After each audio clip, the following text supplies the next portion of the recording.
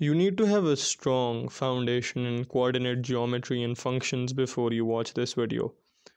और अपने high school की क्लासेस में हमने बेसिकली कोऑर्डिनेट ज्योमेट्री के अंदर ये पढ़ा था कि अगर हमारे पास कोई भी लाइन हो, अगर मैं यहाँ पर एक परफेक्ट लाइन बनाऊँ, इमेजिन करो कि ये एक परफेक्ट लाइन है, तो हमने दो चीज़ें पढ़ी थी और वो ये थी कि इस लाइन के लिए हम ग्रेडियंट कैसे निकाल सकते हैं और इस लाइन के नीचे जो एरिया है हम वो कैसे फाइंड आउट कर सकते हैं। तो हमारे पास एक ग्रेडियंट होता था और हमारे पास एक एरिया होता था अंडर दिस लाइन। और हम बेसिकली ये दो चीज़ें कैसे फाइंड करते थे, हम कहते थे कि ग्रेडियंट के लिए आपके पास एक फॉर्मूला है y2 minus y1 over x2 minus x1। और एरिया फाइंड करने का ये तरीका होता था कि आप basically area under the graph के लिए जो शेप बन रही होती थी, जिस तरह अगर हम इस केस में देखें तो हमारे पास एक ट्रायंगल बन रहा है, तो हम क्या करते थे, हम बेसिकली उस शेप का एरिया फाइंड आउट कर लेते थे, उस शेप के एरिया का फॉर्मूला यूज़ करते थे। तो हम यहाँ पर लिख सकते हैं कि formula for the area of the shape.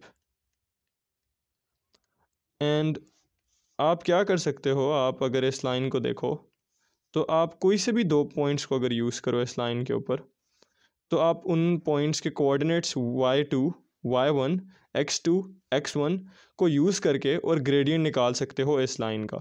और वो कोई से भी दो पॉइंट्स हो सकते हैं। तो हो सकता है कि आप ये दो पॉइंट्स यूज़ कर लो, हो सकता है कि आप ये दो पॉइंट्स यूज़ कर लो, हो सकता है कि आप ये दो पॉइंट्स यूज़ कर लो, हो सकता है कि आप ये दो पॉइंट्स यूज़ कर लो। फ़र्क नहीं पड़ता आप कौन से दो पॉइंट्स यूज़ करो, आपका ग्रेडियंट हमेशा सेम आता था। और वो इसलिए क्योंकि लाइन का ग्रेडियंट कभी भी चेंज नहीं होता था। ऐसे नहीं होता था कि दो पॉइंट्स के साथ ग्रेडियंट निकालो तो 5 आए और फिर चेंज करो उन पॉइंट्स को तो ग्रेडियंट 10 आए, ऐसे नहीं होता था। लाइन का ग्रेडियंट हमेशा सेम रहता था। और फिर लाइन के नीचे जो एरिया होता था वो भी एक नोन शेप होती थी। अब ये कौन सी शेप है, ये एक ट्रायंगुलर शेप है।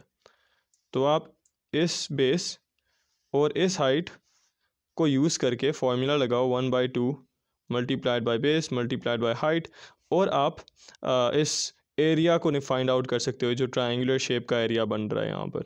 And so if we change this line, let's suppose आपके पास एक और तरह की लाइन हो, लेट्स सपोज आपके पास एक स्ट्रेट लाइन हो, तब भी आप यही सेम चीज़ें कर सकते हो। आप इसका ग्रेडियंट इसी फॉर्मूला से फाइंड कर सकते हो, ग्रेडियंट वाले y2 minus y1 over x2 minus x1। और इसका एरिया अगर आप चाहो तो इसका एरिया जो है वो बेसिकली एक रेक्टेंगुलर शेप बन रही है जिसका एरिया इस बेस और इस हाइट को मल्टीप्लाई करने से आएगा, क्योंकि रेक्टेंगल का जो फॉर्मूला होता है for its area that's base times height.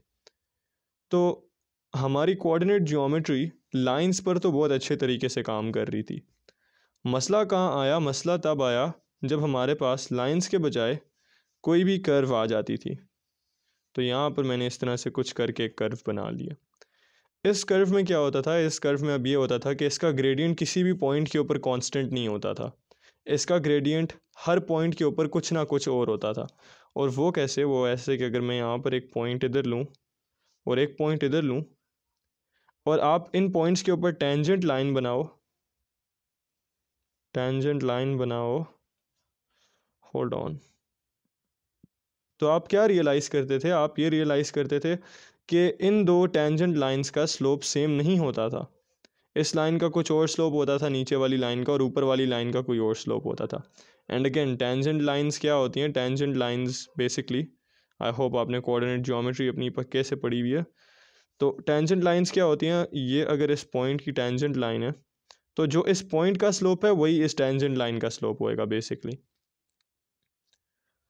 तो कर्व्स में क्या मसला होता था, वो कर्व्स में ये मसला होता था कि अगर इस पॉइंट पर आपकी टेंजेंट लाइन का स्लोप इस तरह है तो अगले पॉइंट पर स्लोप इस तरह हो जाएगा। तो ये y2 minus y1 over x2 minus x1 वाला फॉर्मूला इधर काम नहीं करता था on curves. And in the same way मसला क्या था, मसला ये था कि जब आप इसका एरिया फाइंड करने निकलते थे तो आपके पास अजीब अजीब किस्म की शेप्स बनती थी, जिस तरह अब ये वाली शेप यहाँ पर। अब you can call this a semi circle but this is really not a semi circle. ये एक अजीब सा ऑलमोस्ट एक सेमी सर्कल है, एक परफेक्ट सेमी सर्कल नहीं है। तो हमें ये मसला होता था कि हम कभी इसका ग्रेडियंट और कभी इसका एरिया फाइंड ही नहीं कर पाते थे। And this is where calculus comes in, this is where calculus comes in. Calculus ने बेसिकली आपको इन दो प्रॉब्लम्स का हल प्रोवाइड किया, और कैलकुलस ने कहा कि ये जो आपके ग्रेडियंट का प्रॉब्लम बना हुआ है और ये जो आपके एरिया का प्रॉब्लम बना हुआ है, मैं आपको इसका एक हल देता हूँ। और वो हल बेसिकली क्या था, वो हल, अगर मैं यहाँ पर एक और कर्व बना लूँ, क्योंकि सारे कर्व्स के लिए कैलकुलस काम करती है, तो यहाँ पर मैं एक और कर्व बना लेता हूँ इस तरह से। तो कैलकुलस ने क्या कहा, कैलकुलस ने कहा अगर आपने ग्रेडियंट निकालना है तो आपको मैं एक आइडिया बताता हूँ। तो इस पॉइंट और इस पॉइंट को लो, इन दो पॉइंट्स के बीच एक लाइन बना लो इस तरह से करके।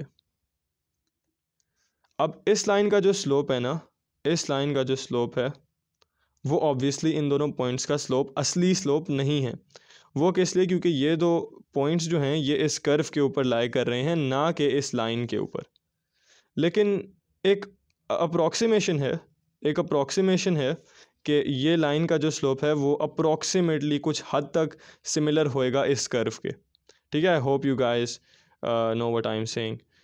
तो कैलकुलस ने क्या कहा, कैलकुलस ने कहा कि हम एक काम करते हैं, हमारे पास ये जो पॉइंट है सामने, हम इसको क्यों ना इस पॉइंट के करीब ले आएं।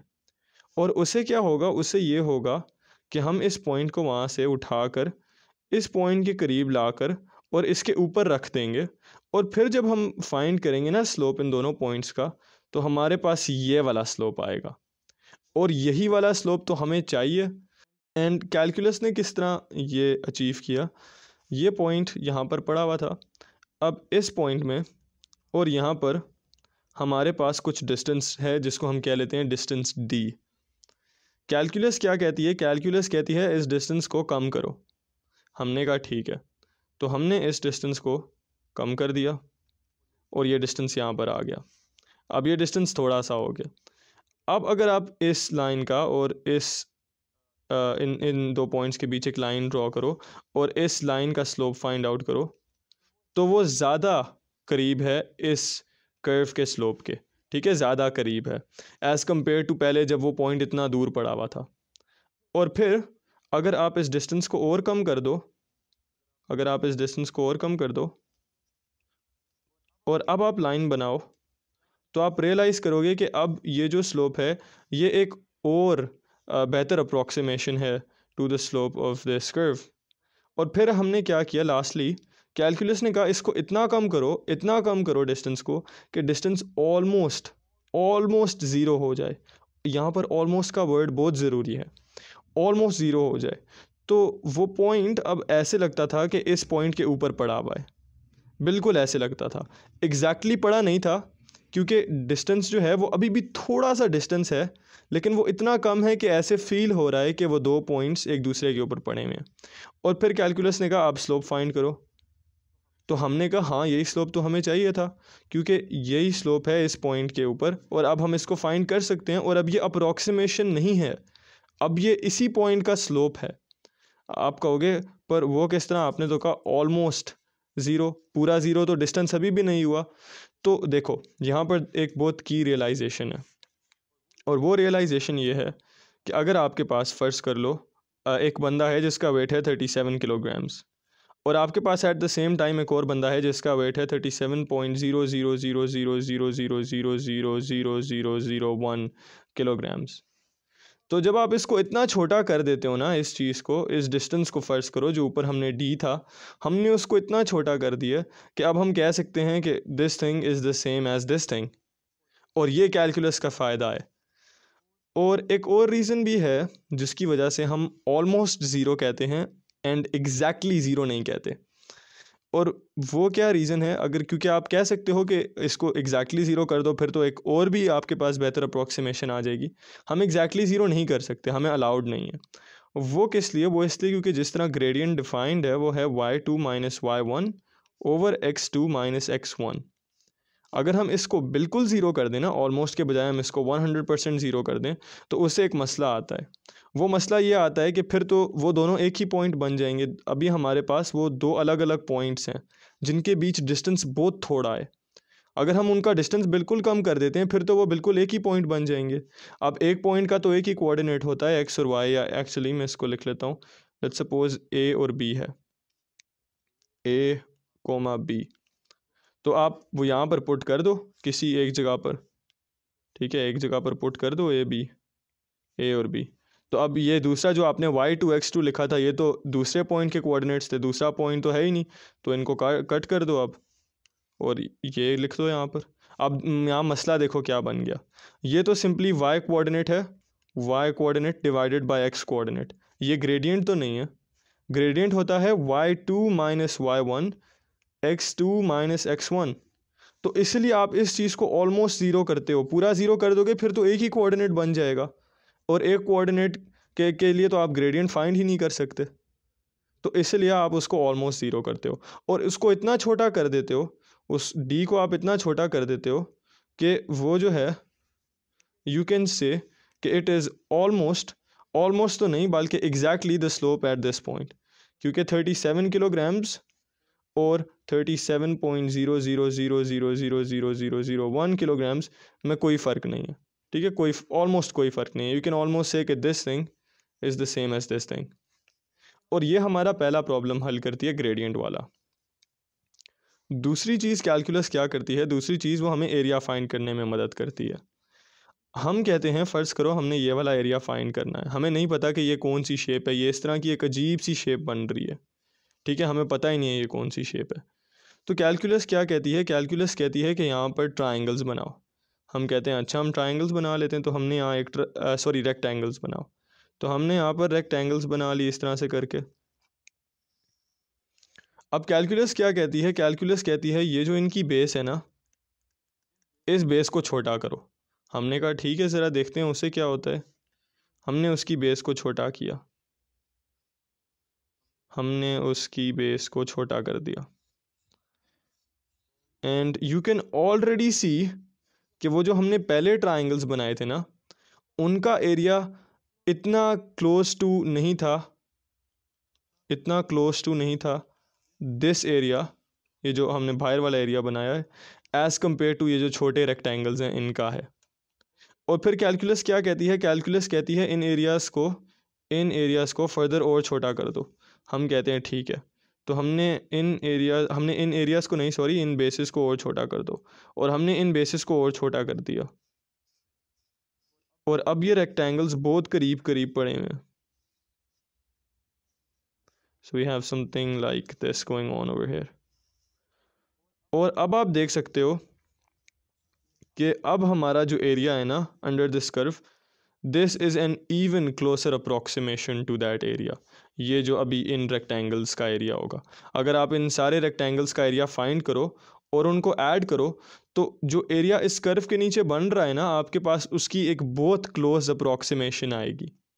और आप क्या कर सकते हो, आप बेसिकली इनकी जो बेस है उसको और भी कम कर सकते हो, और आप उस बेस को जितना कम करते जाओगे उतनी एग्जैक्ट आपके पास अप्रॉक्सीमेशन आती जाएगी, और एक पॉइंट आएगा कि वो बेस इतनी छोटी हो जाएगी कि आपका जो एरिया अंडर द कर्व है that is going to be the same as जो एरिया इन रेक्टेंगल्स को प्लस करने से आएगा, इन रेक्टेंगल्स के एरियाज़ को प्लस करने से आएगा।